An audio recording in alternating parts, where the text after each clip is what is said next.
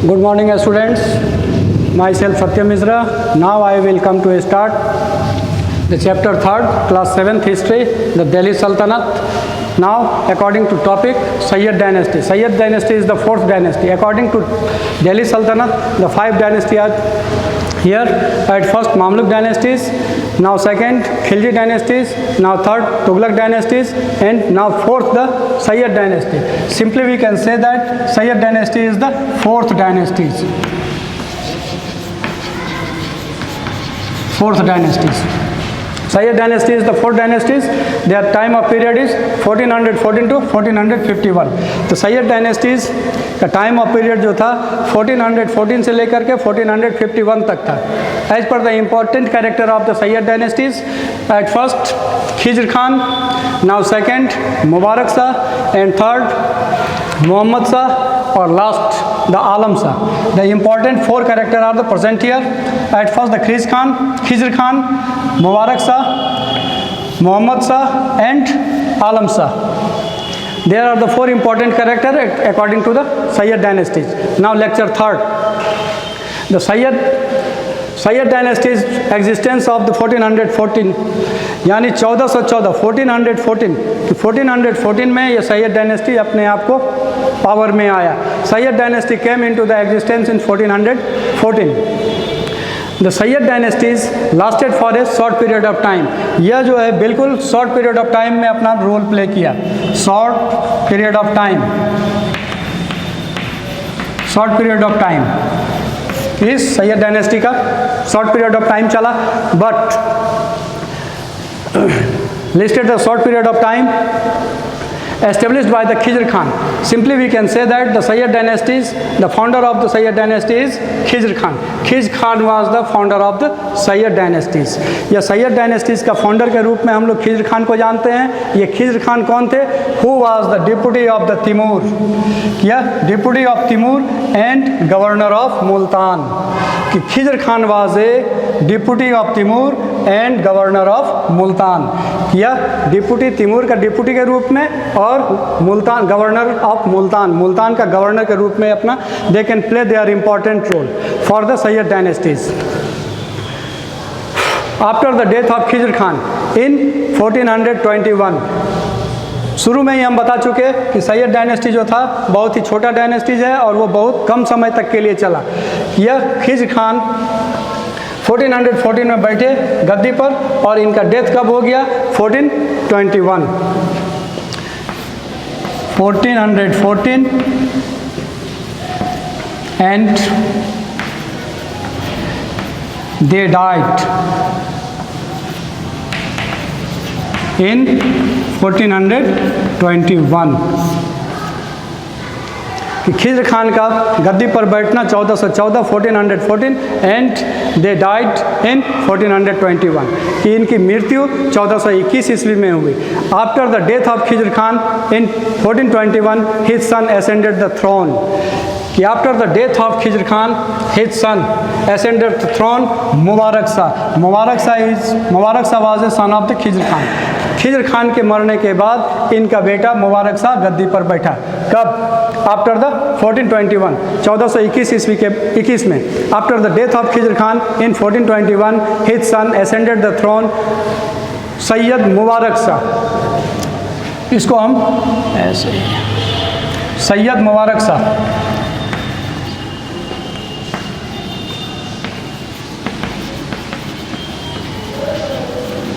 सैयद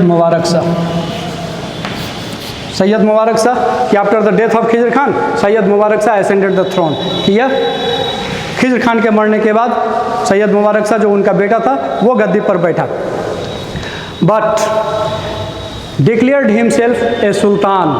उसके बाद गद्दी पर बैठने के बाद यह अपने आप को सुल्तान डिक्लेयर किया. कौन? सैयद मुबारक शाह अपने आप को डिक्लेयर किया as per a sultan. Mubarak Shah as per the second ruler of this dynasties. Mubarak Shah जो था एट फर्स्ट सैयद डायनेस्टीज का जो इम्पोर्टेंट कैरेक्टर था एज पर ए फाउंडर खिज्र खान थे. इनके बाद सैयद मुबारक शाह आया. यह आपको second ruler Mubarak Shah second ruler के रूप में गद्दी पर बैठा। इसके गद्दी पर बैठने के बाद जब यह गद्दी मतलब इनकी डेथ हो गई तो उसके बाद ये थर्ड कैरेक्टर के रूप में यह सामने आए मोहम्मद शाह। थर्ड और fourth and last important character Alam Shah.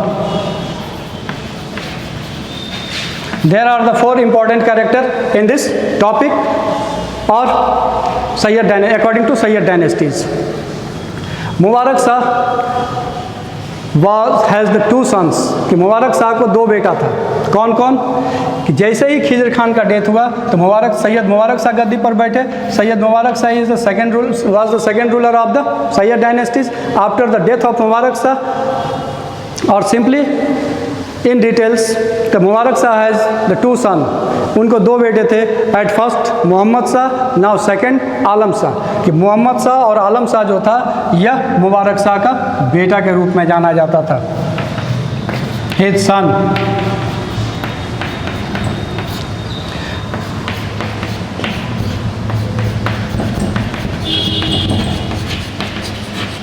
Mohammad Shah and now other one Alam Shah. Alam Shah कि मुबारक शाह का 2 बेटा मोहम्मद शाह एंड आलम शाह। अब हम देखते हैं कि Mohammad Shah was a weak and incapable ruler. कि मोहम्मद शाह कैसा रूलर था? Weak and incapable.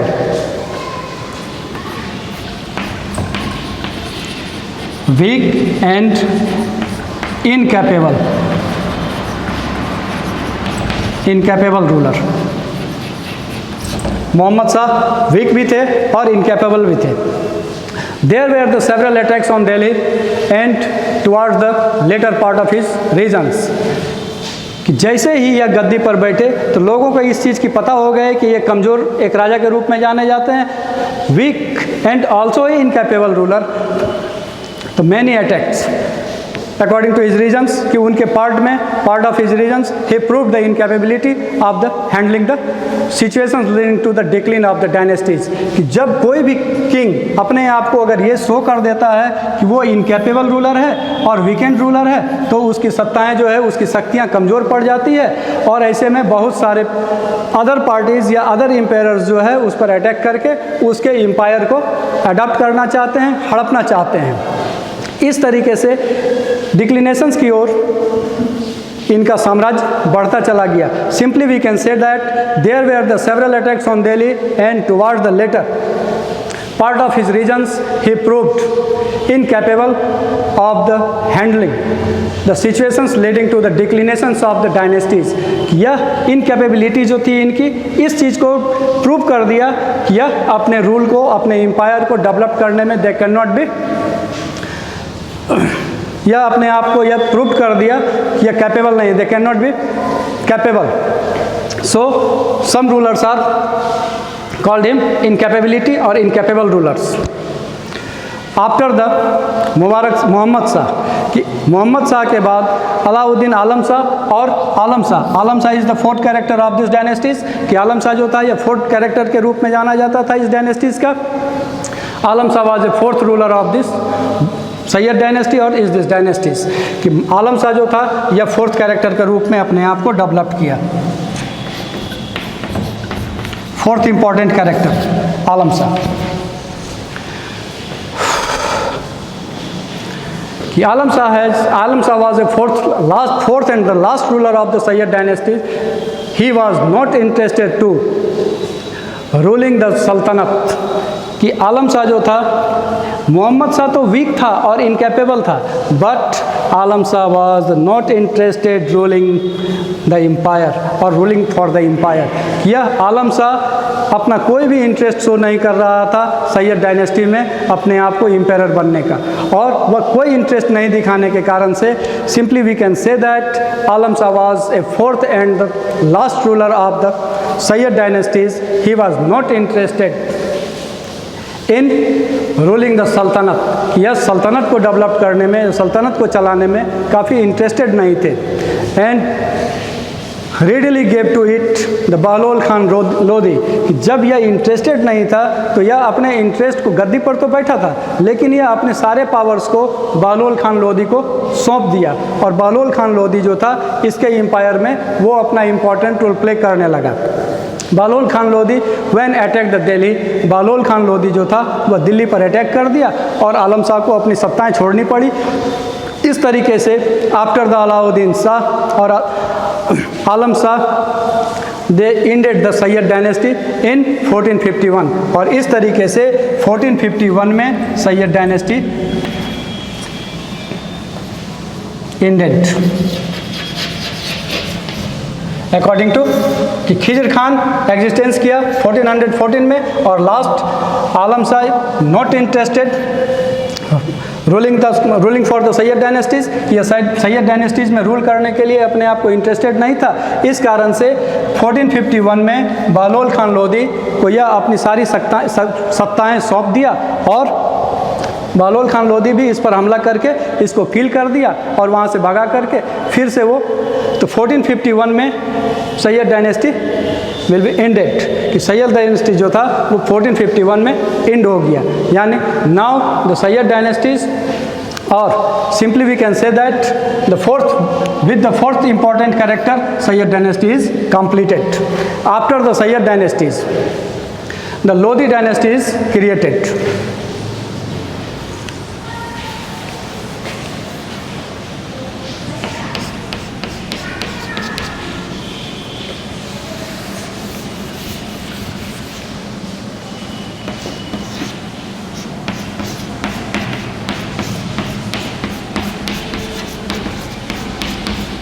Lodi dynasty.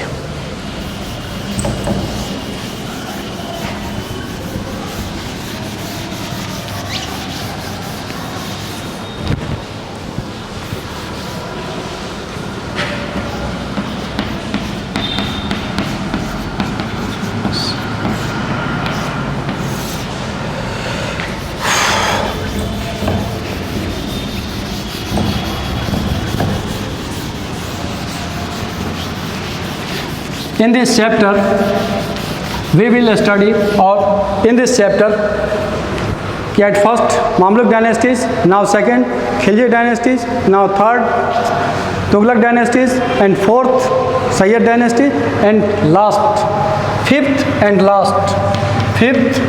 and last dynasty of this chapter Lodhi dynasties. Lodhi dynasty जो था इस चैप्टर का दिल्ली सल्तनत का फिफ्थ और लास्ट डायनेस्टीज के रूप में जाना जाता है। Bahlol Khan Lodhi was one of the Afghan sardar. Bahlol Khan Lodhi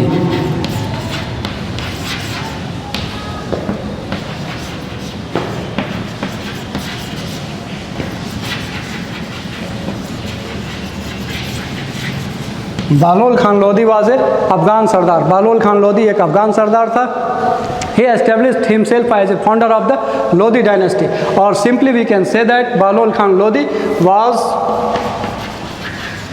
the founder of Lodi dynasties, or Behloul Khan Lodi was the founder of the Lodi dynasties in 1451 to 1526. He died in 1489, कि इनकी मृत्यु जो है 1489 में बहलोल खान लोधी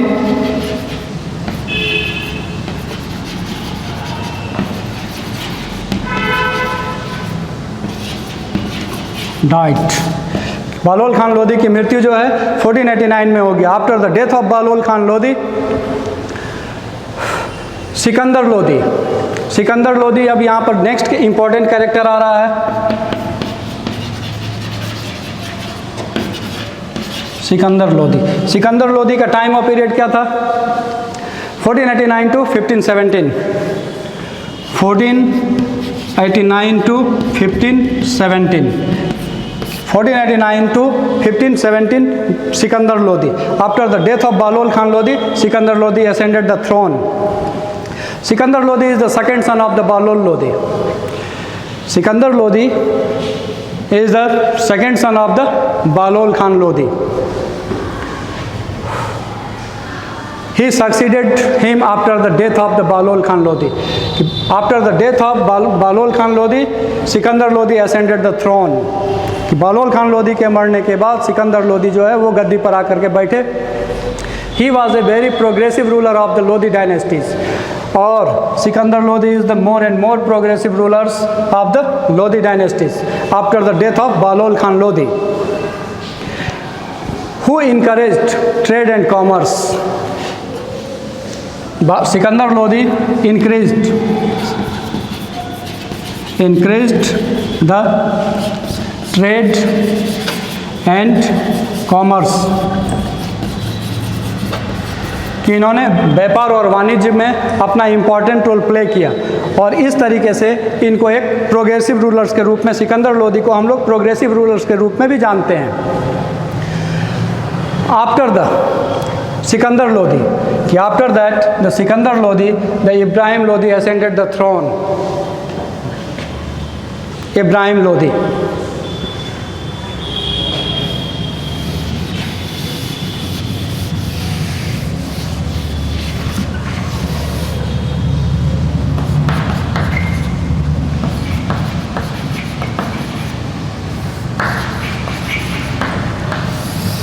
इब्राहिम लोधी.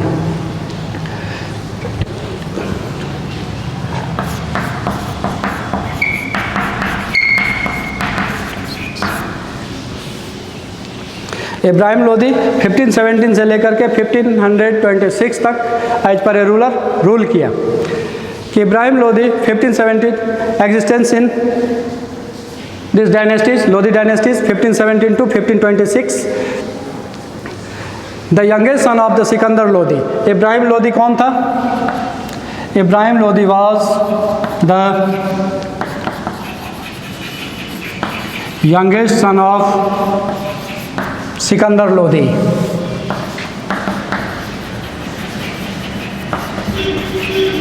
कि इसका ये छोटा बेटा के रूप में जाना जाता था, Sikandar Lodhi. The last Sultan of the Delhi Sultanate, or simply we can say that Ibrahim Lodi was the last ruler of these dynasties.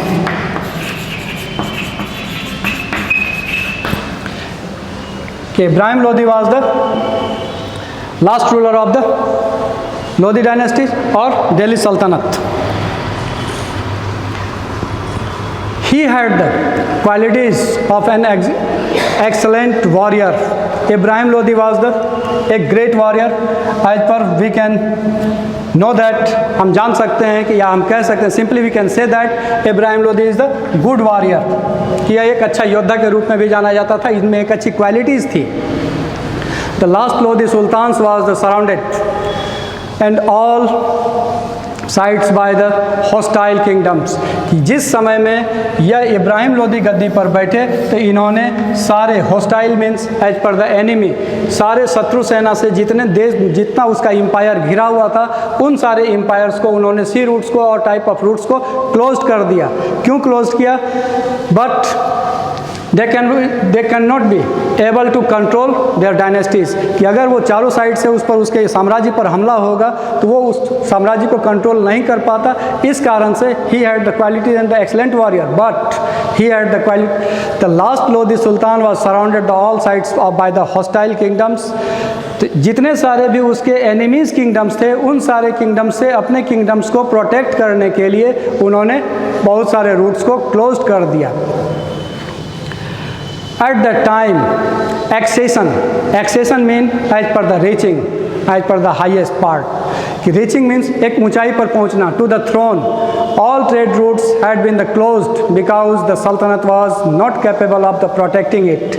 जैसा कि अभी बताए कि जितने सारे हॉस्टाइल किंगडम्स थे इब्राहिम लोदी के रीजन में, उन सारे किंगडम्स को कि वो इसके एम्पायर पर, इसके साम्राज्य में अटैक नहीं कर पाए, इस कारण से वो बहुत सारे किंगडम्स के रास्ते को बंद कर दिया, जिस कारण से कि यह अपने एम्पायर को स्मूथली हैंडल कर सके।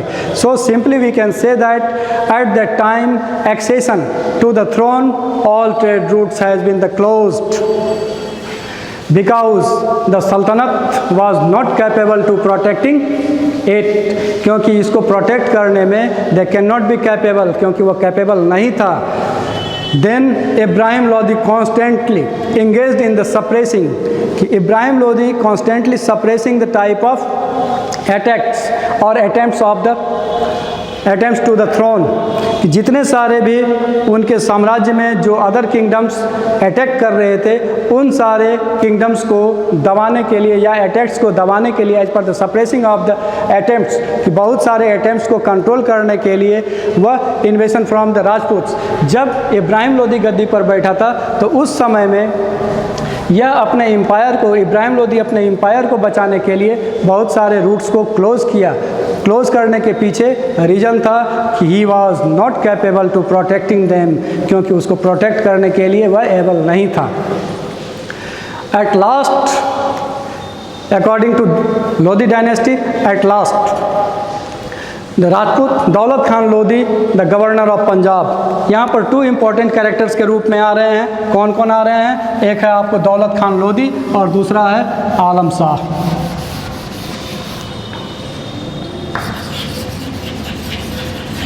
दौलत Khan Lodi and other one Alam Shah.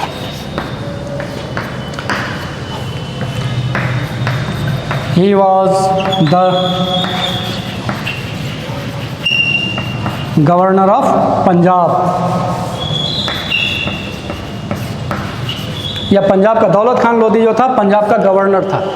जब पंजाब का गवर्नर था और दूसरा आलम खान था, दूसरा आलम खान, तो दौलत Khan Lodi was the governor of Punjab, कि यह पंजाब का गवर्नर के रूप में जाना जाता था।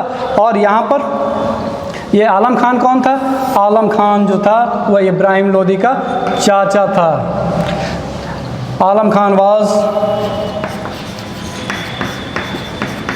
Uncle of Ibrahim Lodi,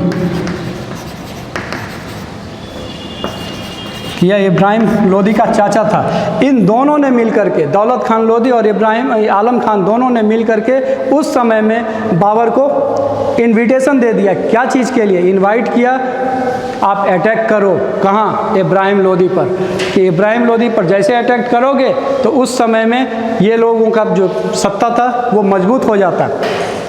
eight least Daulat Khan Lodi the governor of Punjab and Alam Khan क्या था? Uncle of the Ibrahim Lodi.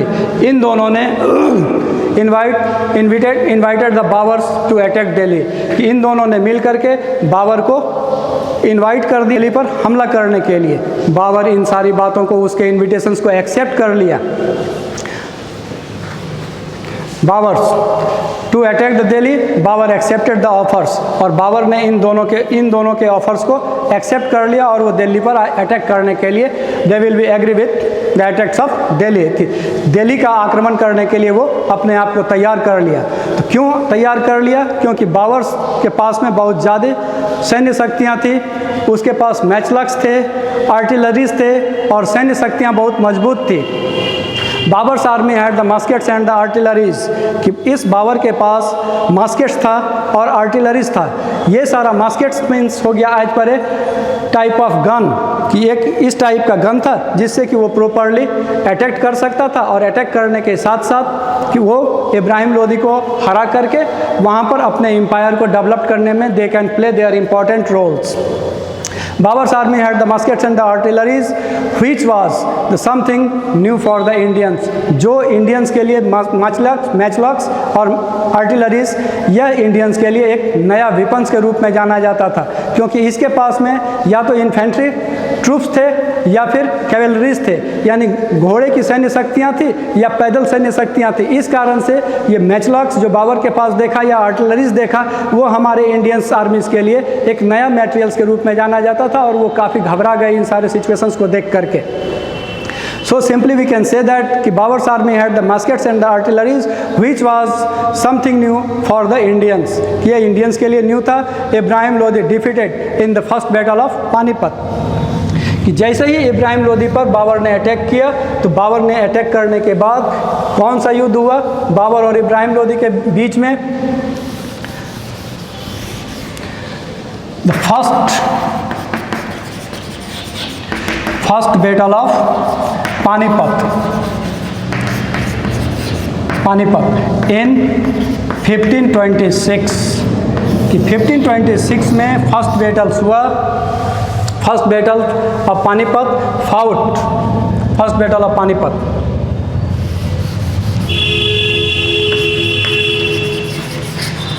Fought between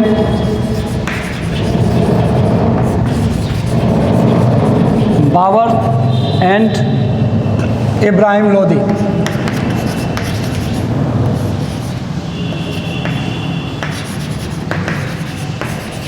Babur and Ibrahim Lodi, कि first battle of Panipat fought between the Babur and Ibrahim Lodi in 1526। 1526 में बाबर और इब्राहिम लोदी के बीच में पानीपत की पहली लड़ाई हुई और after that the Ibrahim Lodi defeated and killed in the first battle of Panipat, कि फर्स्ट बैटल ऑफ पानीपत में इस इब्राहिम लोदी की हार हुई बाबर से और उनको मौत के घाट उतार दिया गया। इस तरीके से Lodi dynasty was the last dynasty of the Delhi सल्तनत, कि इस तरीके से लोदी डायनेस्टीज के साथ साथ इस दिल्ली सल्तनत का जो है पूरा का पूरा एंड हो गया। Thank you.